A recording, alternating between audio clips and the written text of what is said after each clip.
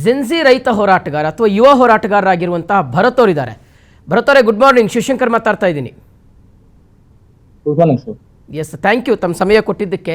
So ಏನು ಹೇಳ್ತೀರಿ ಭರತ್ ಅವ್ರು? ಯಾಕೆಂದರೆ ನೋಡಿ, ಯುವಕರು ಅಂದರೆ ಇನ್ಸ್ಟಾಗ್ರಾಮು, ಫೇಸ್ಬುಕ್ಕು, ಬರೀ ಅದರಲ್ಲೇ ಆ ಸ್ಕ್ರಾಲಿಂಗಲ್ಲೇ ಬ್ಯುಸಿ ಇರ್ತಾರೆ, ರೀಲ್ಸ್ ಮಾಡೋದ್ರಲ್ಲಿ ಬ್ಯುಸಿ ಇರ್ತಾರೆ ಅನ್ನುವಂಥ ಒಂದು ಮಾಹಿತಿ ಇದೆ. ಮತ್ತು ಅವರಿಗೆ ನಮ್ಮ ಈ ವ್ಯವಸ್ಥೆಯ ಬಗ್ಗೆ ಹೆಚ್ಚಾಗಿ ಅರಿವಿರೋದಿಲ್ಲ ಅನ್ನೋ ಒಂದು ಆರೋಪ ಇದೆ. ಅದೆಲ್ಲವನ್ನ ಸುಳ್ಳಾಗಿಸಿ ಈಗ ಈ ಬಿಡದಿ ಹೋರಾಟಕ್ಕೆ ತಾವು ಧುಮುಕಿದ್ದೀರಿ. ಏನು ಹೇಳ್ತೀರಿ? ತಮ್ಮ ಅಭಿಪ್ರಾಯ ಏನು ಅಂತ?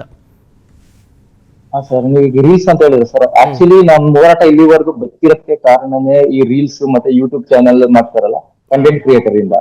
ಇಲ್ಲ ಅಂದ್ರೆ ನಮ್ಮ ಕಾಲ ಮುಳುಗಿಸ್ಬಿಡ್ತಿದ್ರು ಸರ್. ಇಲ್ಲ ಅಂದ್ರೆ ನಮ್ದು ಇಷ್ಟೊಂದು ಹೋರಾಟ ಹೊರಗಡೆ ಬರ್ತಾ ಇರ್ಲಿಲ್ಲ. ಆಮೇಲೆ 80% ಅಂತ ಹೇಳ್ತಿರಲ್ಲ ಸರ್, ಮತ್ತೆ ಆಲ್ರೆಡಿ ದುಡ್ಡನ್ನ ಇಶ್ಯೂ ಮಾಡ್ತಾ ಇದೀವಿ ಅಂತ ಹೇಳ್ತಿದ್ದಾರೆ. ಸೊ 80% ಮತ್ತೆ ದುಡ್ಡು ಇಶ್ಯೂ ಮಾಡ್ಬೇಕಾದ್ರೆ ಇವ್ರು ಹೋರಾಟ ಮಾಡೋದಂತದ್ದು ಏನಿದೆ? ರೋಡ್ ಬಂದು ನಾವು ಆಲ್ರೆಡಿ ಹೇಳ್ಬೇಕು ಅಂದ್ರೆ ನಾವು ಆಲ್ರೆಡಿ ಗೆದ್ದಿದ್ದೀವಿ. ಏನಕ್ಕೆ ಅಂತಂದ್ರೆ ಇವ್ರ ಹತ್ರ 80% ನಮ್ಮ ಹತ್ರ ರೆಕಾರ್ಡ್ ಇದೆ ಅಂತ ಹೇಳ್ತಾರಲ್ವಾ. ಇವ್ರು ರೆಕಾರ್ಡ್ ಇದ್ರು ನಾವು ಇವ್ರನ್ನ ರೋಡಿಗೆ ನಾವು ತರ್ಸಿದೀವಿ ಅಂದ್ರೆ ನಾವು ಅಲ್ಲೇ ಗೆದ್ದಿದೀವಿ ಅಂತ ಅರ್ಥ.